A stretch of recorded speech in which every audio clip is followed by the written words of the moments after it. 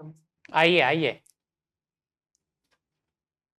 नमस्ते सर। बैठिए बैठिए। नमस्ते नमस्ते नमस्ते। आप तो बहुत अच्छी जगह से आए हो और आपने तो 2022 में तो सिविल इंजीनियरिंग किया है, एकदम फ्रेश कैंडिडेट हो। जब आप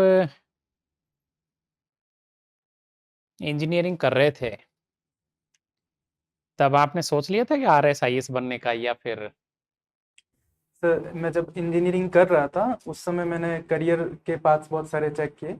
उस समय मुझे सिविल सर्विसेज के बारे में जानने को मिला। उसी ओके, समय हमारे कॉलोनी में एक दीदी का सिलेक्शन हुआ था, तो वेरी उनसे गुड। मुझे इंस्पिरेशन मिली। अच्छा, 2021 वाले बैच में जी सर। सिरोही से। जी सर। क्या नाम था? हाँ, कामिनी। अच्छा। तो एक काम करते हैं, सीधे ही आपसे बात करते हैं सिरोही की। एक टूरिस्ट है, वो माउंट आबू घूमना चाहता है जी सर। सिरोही जिले में। उसे आप कहाँ कहाँ घुमाओगे? 5 जगह बताओ। तो माउंट आबू में ना, तो माउंट आबू में मैं सबसे पहले उसे नक्की झील दिखाना चाहूँगा। Very good. उसके बाद सर नक्की झील के पास में ही सर टॉड रॉक है, जो काफ़ी प्रसिद्ध है, मैं वहाँ पे उन्हें ले जाना चाहूँगा। उसके बाद सर माउंट आबू में देलवाड़ा के प्रसिद्ध जैन मंदिर है, मैं उन्हें वहाँ भी ले जाना चाहूँगा। और उसके अलावा गुरु शिखर जो पर्वत है, जो सबसे ऊंची चोटी है, मैं वहाँ भी ले जाना चाहूँगा। और उसके अलावा अचलगढ़ अचलेश्वर महादेव मंदिर है, मैं वहाँ ले जाना चाहूँगा। ब्रह्म कुमारी में नहीं ले जाओगे? जी सर, ब्रह्मा कुमारी भी ले जाना चाहूँगा। तो दिलवाड़ा के जो मंदिर है, इनके बारे में बताओ। तो देलवाड़ा में मुख्यतः 6 प्रकार के मंदिर है, जिनमें एक श्वेतांबर और 5 दिगंबर मंदिर है।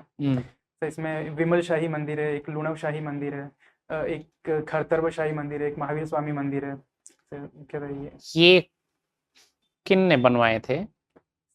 अलग अलग मंदिरों के निर्माण में अलग अलग राजाओं का रोल रहा है। जैसे विमल शाही मंदिर जो है, उसे गुजरात के शासक भीम के मंत्री विमल शाह द्वारा बनवाया गया था। और लुणव शाही मंदिर कौन जो थे ये राजा? चालुक्य राजा थे? कौन थे? सॉरी सर, इस बारे में कोई मुझे बात। सर, जैसे लुणव शाही मंदिर है, उसे गुजरात के शासक वीर धवल के मंत्री वास्तुपाल और तेजपाल द्वारा बनवाया गया था। तो उसके द्वारा, उसके अलावा सर जो पार्श्वनाथ मंदिर है, उसे गुजरात के शासक मैं बहादुर शाह। आपसे चलिए ये सवाल करता हूँ कि आप राजस्थान के मुख्यमंत्री हो, आपके पास खजाना पूरा है, क्या आप अब वैसे की वैसे ही मंदिर बनवा सकते हो क्या? एज इट, वही कला, वही सूक्ष्म।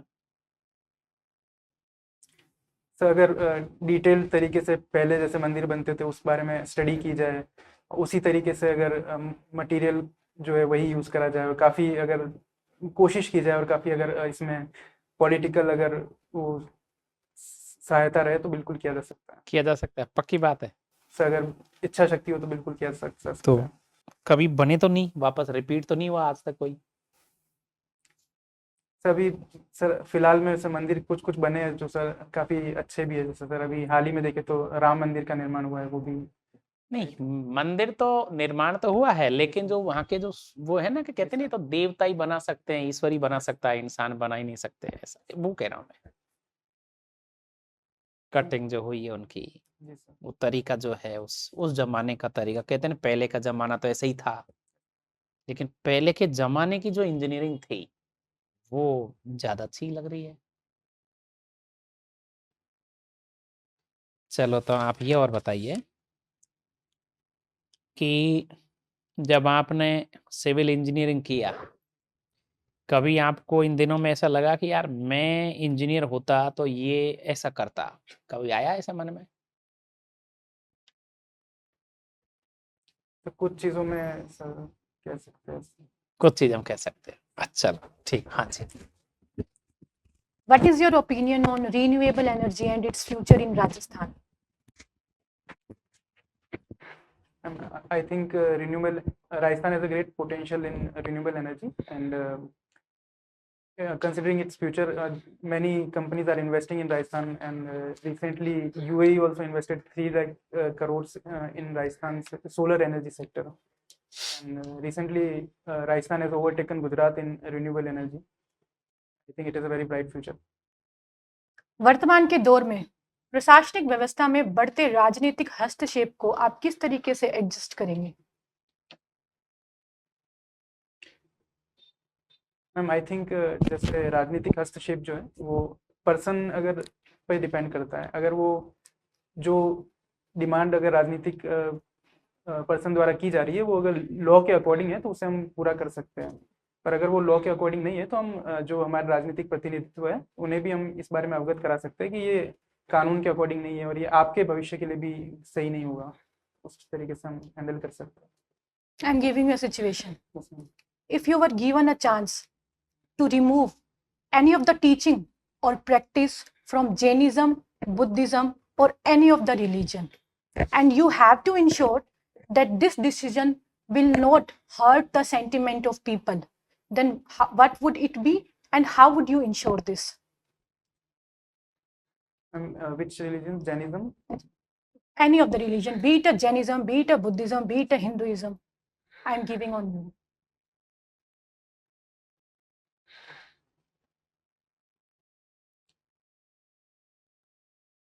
Sorry, ma'am. Okay, okay. So my last question is, एक उपखंड अधिकारी के रूप में Yes, ma'am. आपके क्षेत्र में सांप्रदायिक तनाव होने की आशंका में आपके एहतियाती कदम क्या होंगे? मैम सबसे पहले तो मैं कोशिश करूंगा कि जो कम्युनिटी लाइजनिंग ग्रुप है उनकी मीटिंग करवाऊंगा और दोनों पक्ष के जो रिलीजियस लीडर्स हैं मैं उनको साथ में लाकर जो भी प्रोग्राम है उसके बारे में जानकारी कराऊंगा और अगर कोई मिस इन्फॉर्मेशन है तो मैं उसे भी करेक्ट करूंगा। उसके अलावा मैं अगर ऐसी आशंका है तो मैं पुलिस बल को पहले से तैनात रखूंगा, मुखबिर तंत्र को मैं विकसित करने की कोशिश करूंगा और इस तरीके से मैं इसमें आगे बढ़ूंगा। Thank you. हाल ही में G20 समिट हुआ है, कहाँ पर हुआ है G20 समिट? सॉरी मैम अभी देखो। कोई नहीं, G20 है क्या? मैम G20 20 वर्ल्ड की जो इकोनॉमीज है उनका एक ग्रुप है। ये आपस में इकोनॉमिक और अदर वेज में कोऑपरेशन करने के लिए बनाया गया है। जी, पहले विश्व एक ध्रुवीय था, फिर बहुध्रुवीयता की ओर हम गए और अब लग रहा है कि फिर से विश्व द्विध्रुवीयता की ओर बढ़ रहा है। तो वो दो ध्रुव कौन से हैं जिनकी ओर विश्व बढ़ता जा रहा है? मैम करंटली देखा जाए तो एक ध्रुव यूएसए लेड वेस्टर्न कंट्रीज को कहा जा सकता है जी, और दूसरे में मैम जैसे चाइना का एक राइज है। पर हालांकि भारत हमेशा मल्टीलेटरलिज्म को ही प्रमोट करता है और उसमें भारत भी एक इम्पोर्टेंट पोजीशन रखता है। तो विश्व में जो भारत अमेरिका का वर्चस्व है वो लगातार बढ़ता जा रहा है, इसके कोई मेजर 3 रीजंस आप हमें बताएं। मैम पहला तो ये है कि डॉलर जो है वो वर्ल्ड में एक वाइडली एक्सेप्टेड करेंसी है। दूसरा है कि यूएसए जो है वो डिफेंस के मामले में काफ़ी आगे है और मैं अभी दो ही सोच पा रहा हूँ। कोई नहीं, जैसा कि अभी ट्रेड वॉर काफी चर्चा में था, ट्रेड वॉर, तो ये ट्रेड वॉर है क्या? मैम ट्रेड वॉर जैसे एक कंट्री द्वारा दूसरे कंट्री के प्रोडक्ट्स पर जो टैरिफ्स लगाए जा रहे हैं और उसमें कई बार बदला लेने के लिए भी जैसे किसी कंट्री के टैरिफ्स का, तो उसके लिए भी जो टैरिफ्स लगाए जा रहे हैं उसे ट्रेड वॉर का टर्म दिया गया है। तो अमेरिका लगातार जो टैरिफ्स है उनको बढ़ा रहा है और कहीं ना कहीं वो अपना डोमिनेटिंग फैक्टर दिखा रहा है विश्व के अदर कंट्रीज को। तो क्या ये सही है आपके दृष्टिकोण से? मेरा मानना है कि अगर टैरिफ्स लगाए जा रहे हैं तो वो WTO के जो रेगुलेशंस है उसके अकॉर्डिंग होना चाहिए और अगर उन्हें लगता है कि किसी कंट्री द्वारा उन पर गलत तरीके से ज़्यादा टैरिफ्स लगाए जा रहे हैं तो उसका भी आपसी मंच पर बैठकर निस्तारण किया जा सकता है। कभी कभी ऐसा भी सुनने में आता है कि WTO तो खुद ही अमेरिका के हाथों की कठपुतली बना हुआ है। क्या आप ऐसा मानते हैं कि जो भी हमारी फाइनेंशियल इंस्टीट्यूशन है जो ग्लोबल लेवल पे काम कर रहे हैं वो कहीं ना कहीं डेवलप कंट्रीज के कंट्रोल में है? मैम थोड़ा इन्फ्लुएंस बिल्कुल है डेवलपिंग कंट्रीज का बड़े बड़े इंस्टीट्यूशंस में, पर फिर भी अगर जैसे इंडिया जैसे कंट्री है उन्होंने कई बार अपने जो हितों को उन मंचों पे भी रखा है और उन्हें साबित भी करके दिखाया। जैसे WTO के समिट में वैक्सीन वेबर मिला था डेवलपिंग कंट्रीज को, तो वो इंडिया और साउथ अफ्रीका के एफर्ट से ही मिला था। तो इस तरीके से अपने जो इंटरेस्ट है उनको भी आगे रखा जा सकता है। मेरा लास्ट क्वेश्चन, आपने इंजीनियरिंग किया है और इंजीनियरिंग किया है गवर्नमेंट यूनिवर्सिटी से, ठीक है। अब सरकार का आप पे काफी पैसा खर्च हुआ है और इसके बाद आप अपना जो करियर है वो प्राइवेट सेक्टर में बना के सकते थे, लेकिन प्राइवेट सेक्टर में ना जाकर, कॉर्पोरेट सेक्टर में ना जाकर आपने गवर्नमेंट सेक्टर को चूज किया, तो सरकार का जो पैसा आप पे लगा, क्या वो व्यर्थ चला गया? मैम मेरे ख्याल से हम जो भी शिक्षा लेते हैं वो जीवन में कहीं ना कहीं हमें काम ही आती है। तो मैम सिविल इंजीनियरिंग में भी मैंने जो कुछ सीखा है मैं उसका प्रशासन में उपयोग लाकर मैं एक बेहतर प्रशासक बनने की कोशिश करता हूँ। क्या यूज कर सकते हैं आप सिविल सब्जेक्ट का प्रशासन में? मैम जैसे सिविल इंजीनियरिंग की जो नॉलेज है उसका मैं जैसे गवर्नमेंट के जो प्रोजेक्ट्स होते हैं उनकी बेहतर तरीके से मॉनिटरिंग कर सकता हूँ, उनके इम्प्लीमेंटेशन में मेरा एक अच्छा रोल रह सकता है। उसके अलावा मैम देखें तो डिजास्टर मैनेजमेंट जैसे केसेस होते हैं उसमें मेरी सिविल इंजीनियरिंग की नॉलेज काम आ सकती है। और मैम जैसे इंजीनियरिंग में हम प्रॉब्लम सॉल्विंग स्किल्स सीखते हैं तो वो भी एडमिनिस्ट्रेशन में हमें काम आ सकती थैंक यू सो मच। आपका बैकग्राउंड साइंस है, है। Yes, sir. साइंस में कौन सा सब्जेक्ट फेवरेट है? तीनों सब्जेक्ट में पीसीएम है या पीसीबी? पीसीएम में कौन सा आपका फेवरेट था? है नहीं था? तो मैथमेटिक्स में आपके मैथमेटिक्स था। 5G नेटवर्क क्या है? तो 5G next generation of internet है जिसमें जो लेटेंसी है वो काफ़ी कम है और हाई स्पीड इंटरनेट इसके द्वारा प्रोवाइड किया जा रहा है। ओपन सोर्स टेक्नोलॉजी क्या है? तो ओपन सोर्स टेक्नोलॉजी में जो टेक्नोलॉजी का जो सोर्स है, जो बेसिक उसके पीछे की कोडिंग या अदर चीज़ें उसे पब्लिक के लिए ओपन किया जाता है, जिसमें अदर जो ऑर्गेनाइजेशंस है या फिर लोग हैं वो उसमें मॉडिफिकेशन करके अपने तरीके से उसे यूज़ कर सकते हैं। ग्रीन एनर्जी से क्या समझते हैं?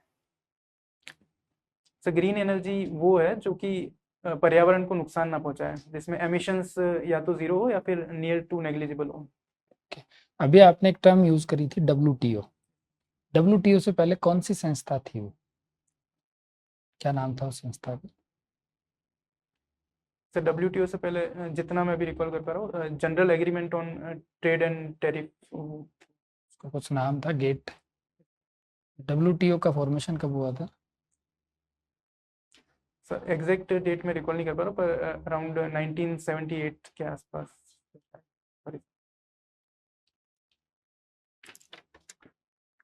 आप सोशल मीडिया से कनेक्टेड हैं?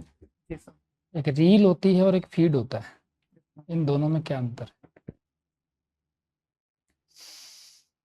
रील एक शॉर्ट वीडियो होता है जिसे बनाया जा सकता है। उसके अलावा सर फीड जनरली इंटरफेस है जहाँ पे लोगों द्वारा अपनी पोस्ट्स शेयर की जाती है। हाल फिलहाल में AI है, ये अपने लिए कितने फायदेमंद हो सकता है? तो AI के फायदे सर अलग अलग फील्ड्स में हो सकते हैं। सर जैसे सर इकोनॉमिक वे में देखें तो सर हाल ही में IT डिपार्टमेंट द्वारा इसका उपयोग किया गया था फ्रॉड डिटेक्शन के लिए। उसके अलावा एग्रीकल्चर में हम देखें तो वेदर प्रिडिक्शन के लिए इसका यूज़ कर सकते हैं, और सॉइल की नीड्स के अकॉर्डिंग क्रॉप्स कौन सी यूज़ करनी है उसके लिए भी इसका यूज़ किया जा सकता है। तो उसके अलावा एजुकेशन में इसका यूज़ किया जा सकता है, और हेल्थ सेक्टर में डिजीज़ का बेटर आइडेंटिफिकेशन और उसके लिए बेटर सॉल्यूशंस के लिए हम इसका यूज़ कर सकते हैं। सोइल कार्ड राजस्थान में कब से चालू है? राजस्थान में 2016 से स्टार्ट है। 16 या 15? Sorry sir exact 15। Thank you.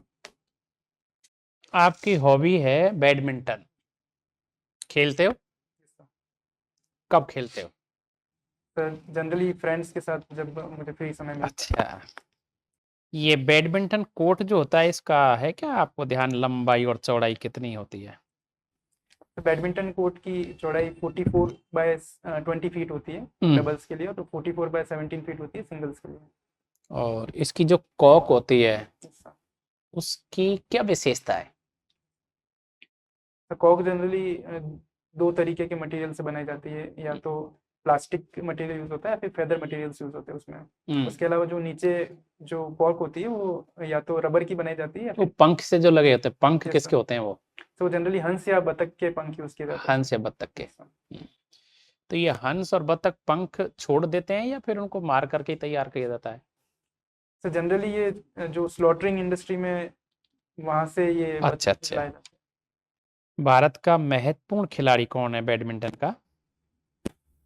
तो जैसे रिसेंटली देखे तो पीवी सिंधु जो है वो है, उसके अलावा साइना नेहवाल, हम्म, लक्ष्य सेन, हम्म। साइना नेहवाल आजकल चर्चा में आई थी अखबारों में, कोई खास बात थी क्या? सॉरी सर अभी मैं रिकॉल नहीं कर पा रहा हूँ।